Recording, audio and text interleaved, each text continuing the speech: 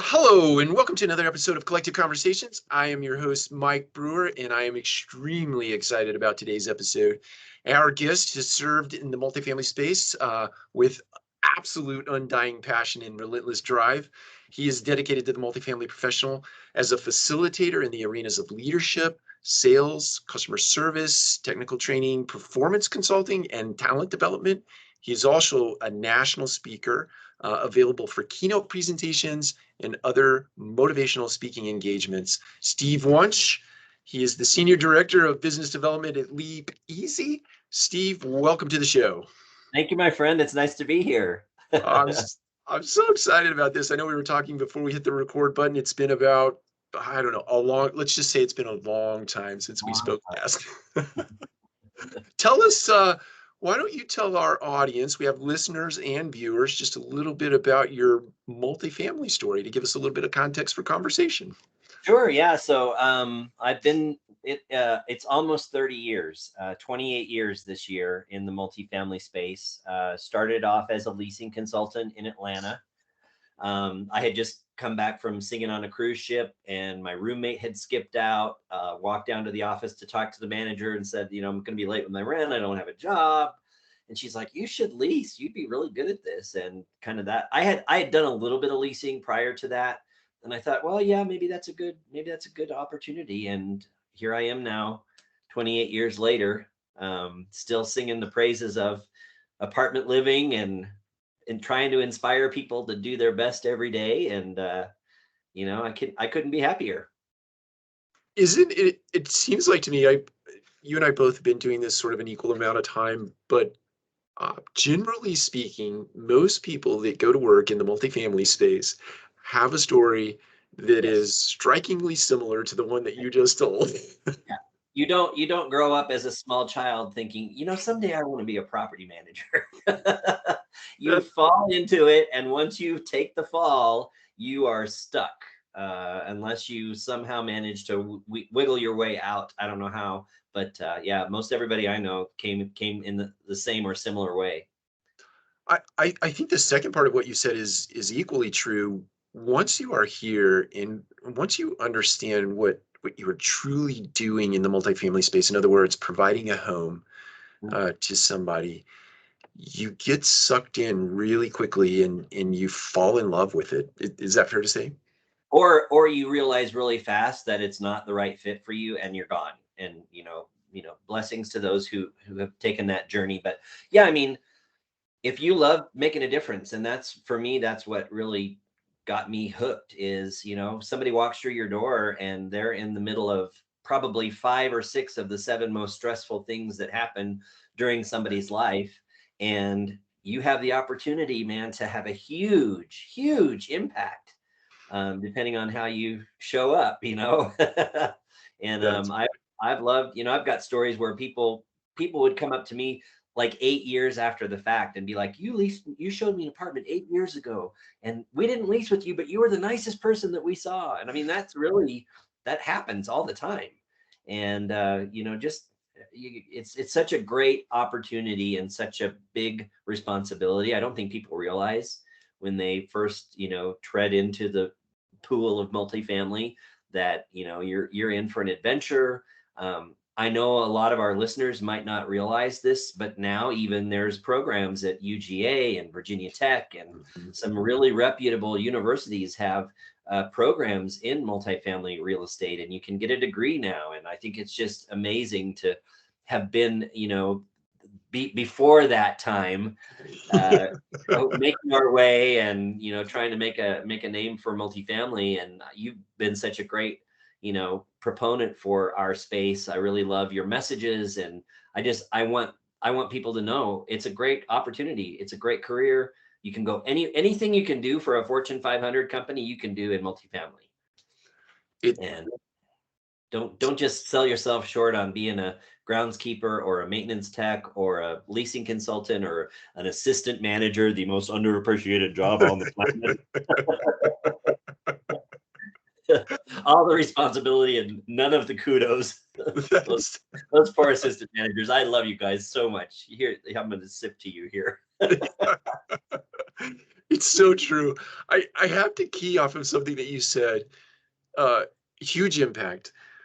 I believe in my heart of hearts that you as an individual, and I've spent time with you in intimate spaces, meaning one or two people in a room, and then right up to the National Apartment Association living room stage, right? They have a better name for that, but I remember it as the living room because there were couches on the front row.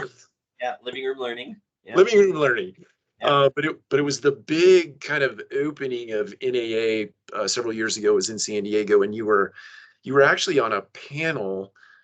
Well, actually, you were the lead speaker, but then there were seven other people on the panel, and then you were the end cap, I believe, to the presentation. The punchline I'm getting to is that you personally have made a huge impact in this industry across many, many, many years, and I think you are one of those trailblazers that led up to those programs like at Virginia Tech or Georgia. But my question, where does that drive come from? It's awesome. First of all, thank you, and I'm very flattered. I don't think I realize the reach that I've had in our space. At that same conference after that in Denver, Melanie from Gables came up to me and she said, "You don't realize how big your personal brand is," and I really didn't up until that point. And then I was like, well, maybe I need to think about this in a different respect. But what drives me is just that, life is short and we have an opportunity to have such an influence in the lives of the people that we serve at our communities and in the lives of the people that we serve at our companies. And, to help a leader realize, their leadership style is stifling somebody's growth, or it's been offensive, or it's, hurt the company's, overall engagement, or, and not just leaders, but, anybody has the opportunity to have that kind of influence. And to help them see that and to elevate that learning opportunity and to, kind of peel the onion back layer by layer and say, if you thought about things differently, or if you tried something differently, and then the light bulbs go off and people are, well, this actually works. I'm like, if I could teach you something that doesn't work, I mean, what kind of a loser would I be if I did that, But I just think that opportunity to shine the light and to make people feel good about what they're doing, because they're in the trenches. And I remember what it felt like to get hollered at by a customer and how it really just shook me. And to be able to help somebody navigate those waters, I didn't have that kind of help when I first started out. It was I showed up at my property on day one, I kid you not. And I'm still friends with my manager. I won't name her to keep the innocent. But I showed up for work and she's like, "Well, here's the keys. The model's 212. I'm going to lunch and then I'm going to get my nails done. Lease some apartments while I'm gone." And literally that was my onboarding experience. I believe that. Somehow I survived, and maybe I did lease an apartment that day just out of sheer fear. But to be able to influence somebody's experience on this planet in a positive way, I think there's nothing better. I have to. I'll be upset with myself if I don't dig a little deeper here, because I have to believe that somebody presented themselves in your life that sort of gave you the catalyst or lit the fire. Because I kid you not, I open LinkedIn any time of the day, any day of the week, and I have you there presenting something that is just of value and people are engaged. But I have to believe there's just something innate in you that was inspired by someone or something that drives you. And I'm just interested in that. I just am with you. Well, her name is Nadine Francis, and she was the VP of training at Archstone, the Okay. first iteration. Actually, it was Security Capital Group back then, SCG Realty Services in Atlanta. And I went to a training class. So if you're listening or watching and you hate role play, you hate training classes, let me tell you, when you show up, you never know who is watching. And I'm a frustrated actor to begin with. So that was, I had that on my side. But I showed up in a training class and she pulled me aside after class and she said, "I like the way you showed up. You engaged people in the class. I think you might have, a future in training. Would you be interested? And I was like, hell to the yes, So yeah, I'm still in touch with her. She's down in Naples, Florida, living the life. But she gave me the opportunity to put my foot in that door. And I started off, if you can believe this, as a software training manager. Oh, When wow. we were on DOS-based AMSI, and I trained the, AMSI, BCL Ledger. So all those folks who have been, been with us for a while, you're remembering some flashbacks. And I wasn't real busy. Maybe a couple of calls at closeout, but most of our managers were seasoned. And so I said, can I start teaching sales and service? And she's like, yeah. And from that point forward, that was 22 years ago, I was training that long. So yeah, I love it. Love it. Well, I can tell you, I don't think that I'm just speaking for myself, but I love what you give to this industry. And most of my interactions are one way with you anymore, but it's by way of your LinkedIn account. But I feel like, just like today, we picked up, having not talked in person for 10 years, and we're just having very loose conversation as if we were just picking up from yesterday. And it's because of what you put out into the world. So it's awesome. I appreciate that you said, I get a little nervous because you're like, every time I pull up LinkedIn, there's your face. And I'm like, oh God, I hope it's value that I'm bringing. And Oh, yeah. that validation from you really means a lot.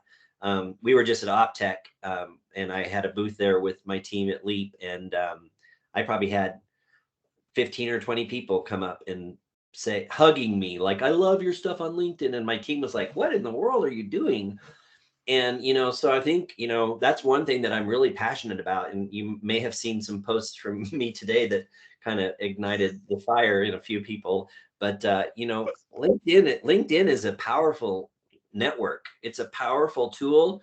It's landed me jobs. It's kept me connected with colleagues all over the world. But the key is that you've got to be intentional. And that's kind of my word for the year, is intention. What is your intention? And if your intention is self-serving or self-gratifying or self-edifying, check yourself.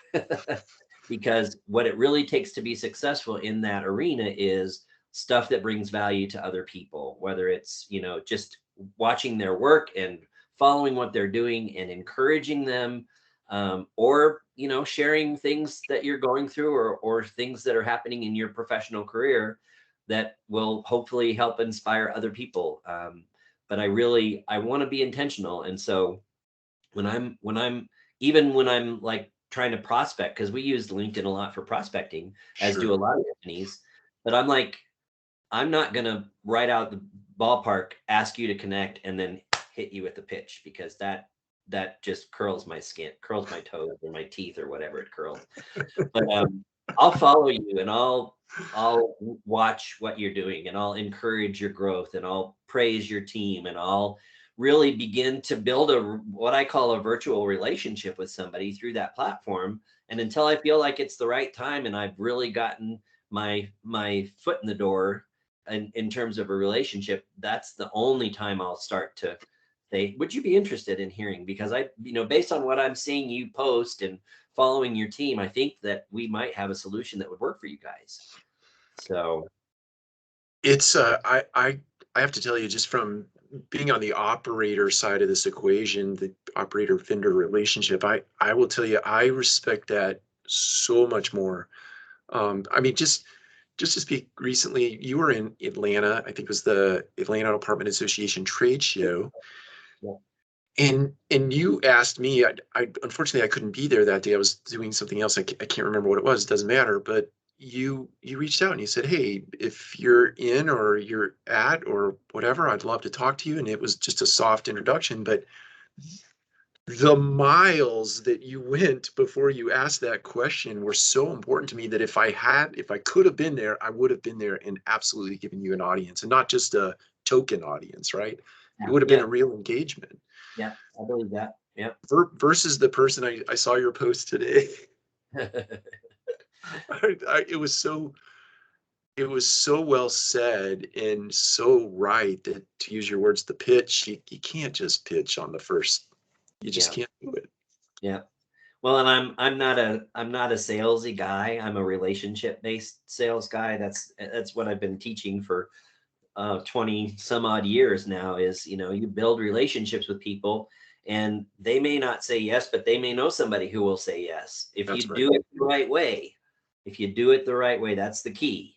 And so many times, people have quotas and they've got to get 5 meetings on the board, or they can't do this or they can't do that, and their pressure causes them to show up in a way that just is offensive to a potential buyer. Whereas if you just take some time, and I've really learned over the last, so I've been in a couple of different sales roles. I was at Knock prior to working for Leap.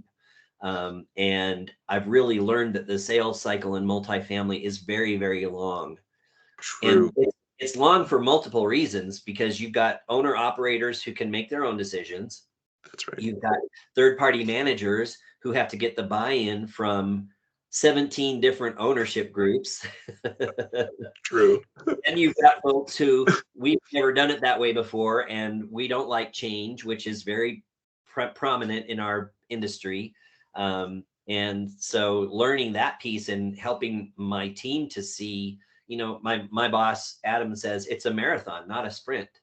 And that marathon you're running is your daily show up, how you share stuff on LinkedIn, how you connect with people, how you interact and follow and cheer and, support. That's all part of that race that you're running, with the end goal of, let's try to get a meeting on the board someday and hopefully find a solution that works for you and for us. That's right. I think. What do you think it is? I 100% believe in the marathon analogy, and I think anything worth doing is worth doing right, and it takes a very long bit of time to get it there. But what do you think is missing in I don't want to pin this on the youth in our generation, because it certainly applies across, but where people show up and they don't want to do the reps, they don't see the value in discipline. What do you think it is that's missing there versus someone who is willing to lace up those shoes and run that marathon? I don't know. So I come from a background where I didn't go to college. I tell people I got my BS from the School of Hard Knocks, and you'll be surprised how many people say, "Is that in Tennessee?" That's awesome. And I'll be like, "Sure as shit is, yeah." Um, Sorry for the brown word. Not to worry, no. Only one so far. But I think because I, I had a different life experience than somebody who's gone through the college route and the formal education. And I don't want to pigeonhole any generation around their entitlement ideas or different things like that. But I think, like, our generation kind of grew up a little bit differently. We placed value on street smarts over book smarts. And I think that, to me, like, the street credit, like, if I'm going to teach a leasing class and I've never leased an apartment in my life, I have no right to stand in front of that group. And I think that that's the piece that's missing, is that the experiential education that you get through living life. And I graduated from high school early to go sing with a group. We traveled all over the world. I did a bus and truck with a theater company all over the US and Western Canada. Then I went overseas by myself at 17, took a bunch of sound equipment over there to go work with a choir that was over in the Netherlands, and spent 9 weeks overseas at that age. And that was my education. That's also where my love of travel comes from, because the world is an amazing place. And, there's so much to be seen and learned and experienced. And I think that whole, that's, my path to enlightenment was very different than, somebody going to college and going through those ropes. Does that make sense a little bit?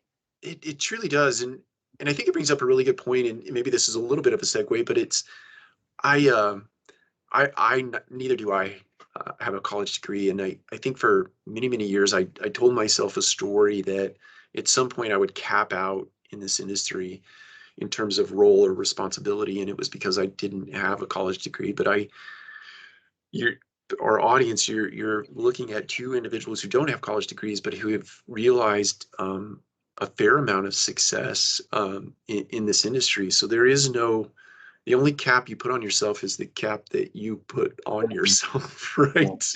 Yeah. It's And I mean, it bothered me for a while, and I think in some markets it's really true. Like I was looking to go to work for I wanted to go to work for the Leukemia Lymphoma Society in New York, when I was, kind of making a segue out of property management at one point. And I'm a cancer survivor. I know what people go through, and I could really connect, and they loved me. But she said, when I put you up against somebody in this market that's got a PhD, you don't stand a chance. So I think it is, it's kind of geographic, sure. but still don't limit yourself. Based on that conversation, I could have been defeated and, put my tail between my legs and been like, woe is me, but I didn't let it get me down. Instead, I wrote an article for LinkedIn, degree or not, degree or no degree. That's the question. Is there value in the degree, or is there value in somebody who can do the job? That's right. So yeah. That's right. It's just a powerful, powerful lesson in that. I'm going to look that article up now because I have to read everything. So, Still there. I do want to take another little segue. You have really become. We talked about your speaking at NAA. You certainly have that actor sort of personality where you can put yourself in that. But I guess my question is, even though you can get up there and you can do it, is there a certain level of fear that you experience, or anxiety, or butterflies that you experience before you get on stage? And what do you do to get over that? Oh, I even was nervous on getting ready for this call with you. Interesting. Somebody once told me, when you're not nervous, it's time to do something else, because the nerves keep you on your toes. The nerves keep you focused. The nerves can get the best of you, but again, I get my energy from other people. So when I'm on a stage in front of a crowd, that's really kind of what gets my juices flowing, and I love to energize a crowd. But yeah, I mean, I get not to the point of like I'm going to throw up nervous, but I'm nervous every time I get ready to speak. Even if I've done the same keynote 17 times, I'm still nervous, because I want to make sure I do a good job for the client. I want to make sure that I engage the audience in a way that will make a difference for them. So yeah, I mean, I'm always nervous. I appreciate hearing that. It's I I feel like public speaking is like my personal hell, right? It's like You and like 70% of people. it's like I really don't want to do that. I know I have to, but okay. I In that same vein of public speaking, by the way, you can't tell. You cannot tell. Every time I've seen you speak in public and or online webinars and things of that nature, it seems very, very natural. So, and it comes across very powerfully. Um, you have a friend, or dare I say someone who influences you and inspires you. Her name is Alicia Anderson. I would love it if you'd just tell us your story about her, and how you got connected in anything you want to. It's just powerful. I'll tell you, I believe that everything happens for a reason. And my time at Knock was short. It was only a year. And I kind of left. It wasn't of my doing, it was of their doing. But everything happens for a reason, and they've got a great product. I love what they do. But I think the reason that I went to work at Knock was because I needed to meet Alicia. She is amazing. Folks, get on LinkedIn. Alicia Anderson, ALYCIA. She is wheelchair bound since birth. I won't tell her story because it's her story to tell, but I'll tell you that she and I, she wanted to be a speaker, and I knew she had it in her.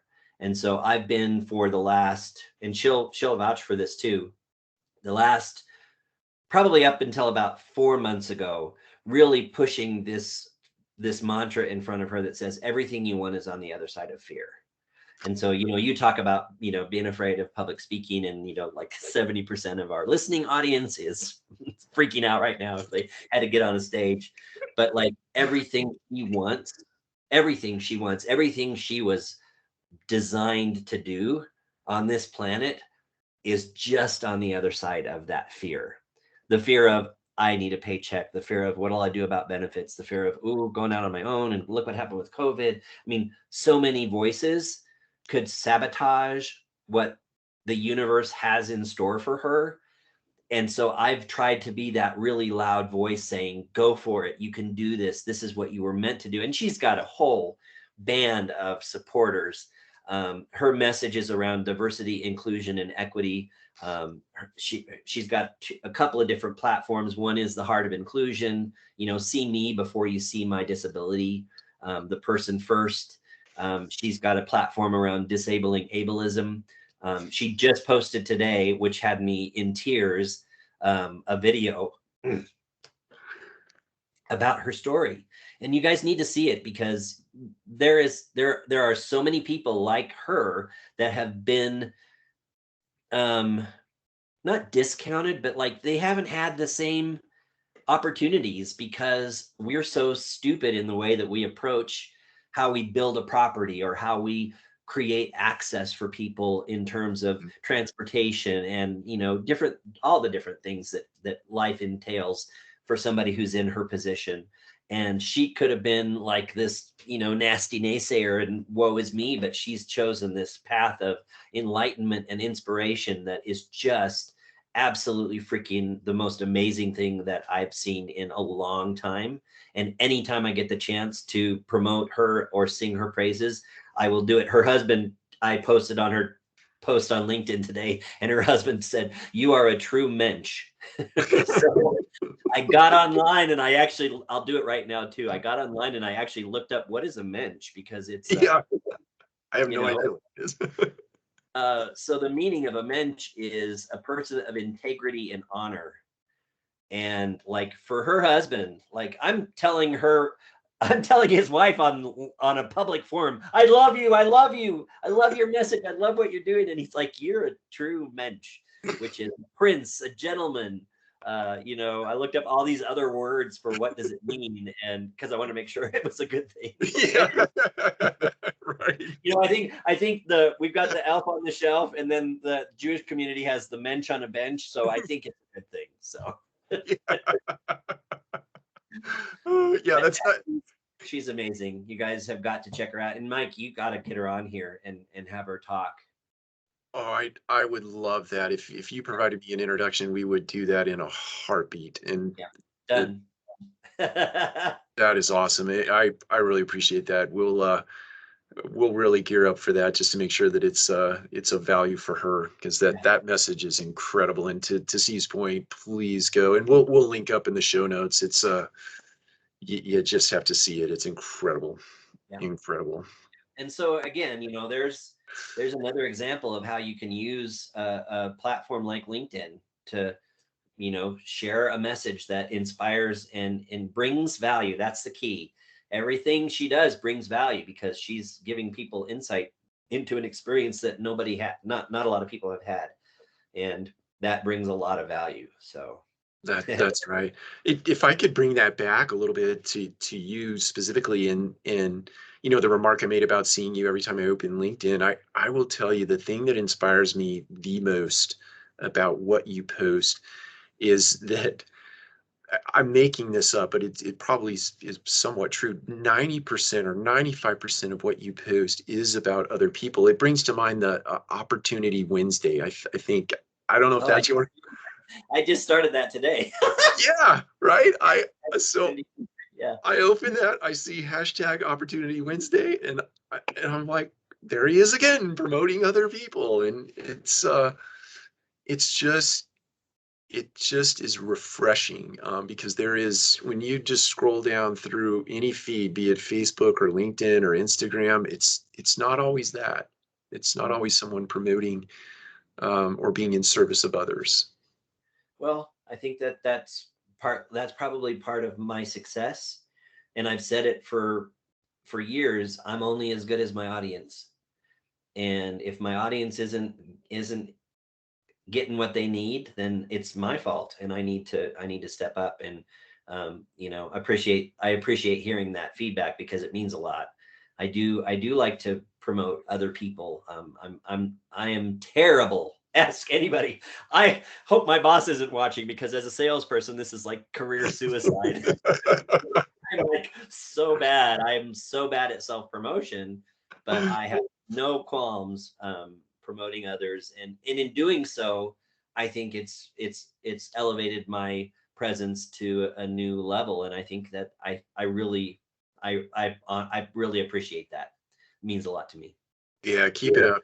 You're doing an incredible job of that. So I want to bring us to an end cap here and give you the opportunity to talk. You haven't talked about Leap Easy. uh, I think it is worth the time of our audience to hear about Leap Easy, if you don't mind. No, I don't mind a bit. And it's easy to talk about. No pun intended. So we do security deposit replacement. So, in some states like Georgia, it's, legislated that there has to be an alternative available to a traditional security deposit. And when you think about markets like New York, where rent is, $12,000 a month on some apartments. Yes, it's true. Can you imagine 2 months rent as security plus your first month's rent? I mean, I don't know a lot of people in my social circle who are walking around with that kind of change in their checkbook, but we offer that, deposit alternative. We turn that deposit into a low monthly fee that the tenant pays to us, and then we write an insurance policy that gives the landlord the same level of coverage that they would get with that traditional deposit, without having to out of pocket the resident for those upfront fees.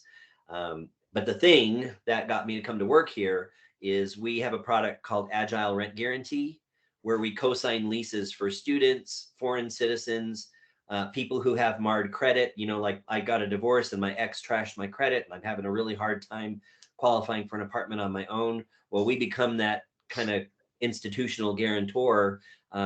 And the landlord can insure themselves for anywhere from 4 to 24 months worth of rent, depending on, the kind of coverage that they need.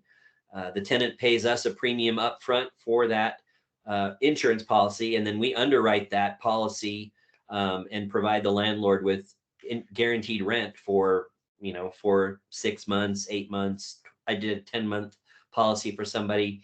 The tenant's leap fee was around $860. And the landlord now has 10 months worth of guaranteed rent. If that tenant skips out, they're covered. And what better time in the world to have a product like this in place than where we've just come from for the last 15 to 18 months. So I think we're making a big difference. We're making a big difference for landlords and owners and operators. And we're also making a big difference for tenants, which to me is the real win, because we're helping people get that apartment that they couldn't, they're going to settle for something that they wouldn't have otherwise settled for, right? That's right. I think products like this, to your point, provide value for, when you think what has happened in the last 24 months, 18 to 24 months, and the potential displacement of people who, a lot of people live paycheck to paycheck, and Yeah. that paycheck went away during this time for a lot of people. And to have the security of knowing that you live in a space and not have that kind of anxiety when you're out trying to start over, is reassuring, and certainly for the landlord, that's advantageous. But I mean, we can't do it for everybody, but I'd say, we can. So that product is specifically for their declined applicants. Understood. Somebody applies and gets approved, let's do deposit replacement for those guys, conditional or approved applicants.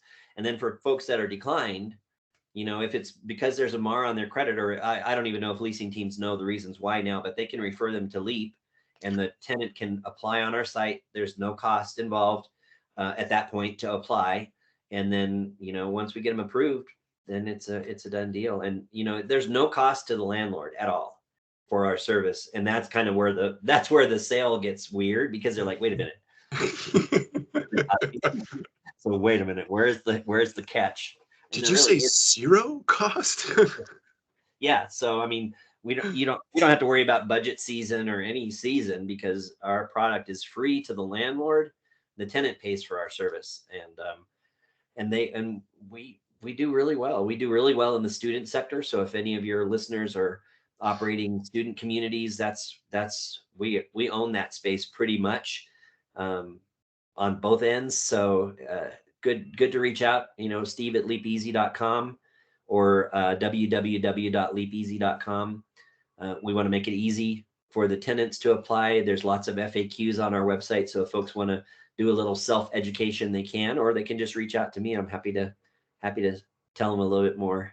Thanks for that opportunity, Mike. Oh no, I love it.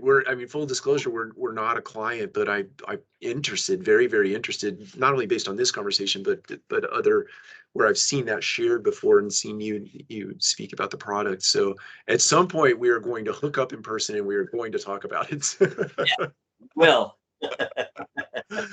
This is my public commitment to you to have that conversation. Okay, Adam, I got an appointment on the books. I just don't know when. That's right. We will follow through on that commitment. I don't believe it's anything. I know you will. And that's the great thing about, I'll kind of wrap it all up with this nice bow on building relationships with people. Because when you know somebody and you know who they are and they are who they say they are 100% of the time, you can catch me anytime. And I am 100% Steve Wunch all the time, much to my family's chagrin. But, that means something to me. For you to say that, I know it's not just fluff or words. It's a real commitment. So, folks that are out there, your brand speaks who you are. Make sure that it tells the right story so that people trust you are who you say you are, and you'll do what you say you'll do. And that's the best thing that I could tell people to do, is just, be authentic, be real. I'm probably a little more real than I should be at times, but life's short. Let's make it good, right? That's exactly right. Well, Steve, I have thoroughly enjoyed this. That was a very nice end cap to this episode, and I can't wait to share it out into the world. Thanks. I appreciate you. Likewise. Well, thank you everybody for watching and for listening if you're tuning in on the podcast, and we'll do it again next time. Take care. Bye now.